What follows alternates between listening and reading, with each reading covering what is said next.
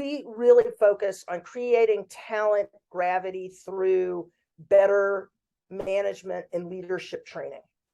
That's the first, that's a big focus of ours, as well as rewiring the entirety of the talent management process.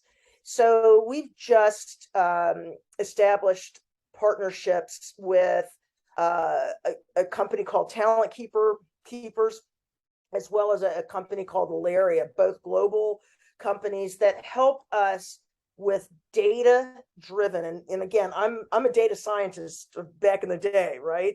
So I'm a data scientist and a decision scientist. And so therefore I focus on data driven management training, leadership training, and evaluation and promotion.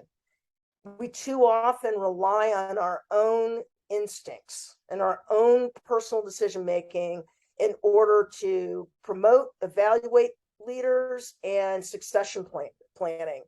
What we need is data-driven evaluation and promotion, followed by how are we going to make leaders better based on the data that we collect.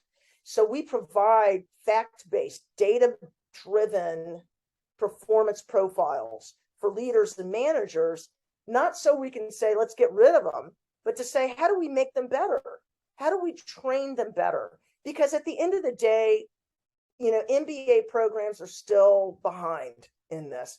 They're still stuck in the 20th century. They may have some executive programs that are really moving forward with a lot of this and are forward leaning, but their traditional programs are still stuck back in the 20th century. We need fact-based, performance-focused, data-driven understanding of how to make management and company leaders all the way to the C-suite and the boardroom better.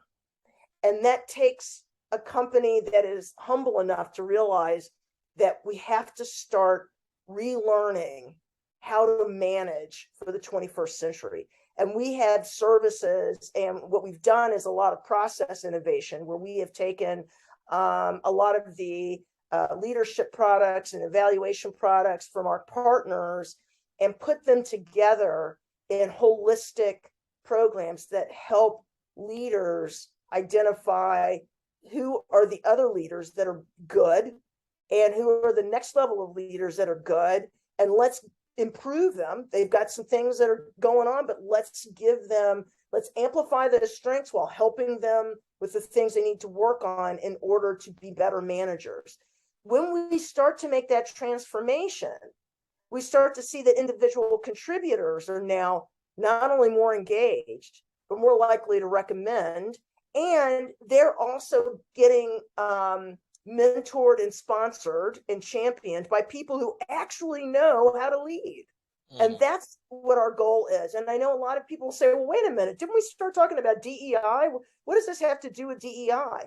Well, let me tell you, people who tend to be marginalized in these corporate cultures are the ones that are sending up the red flags.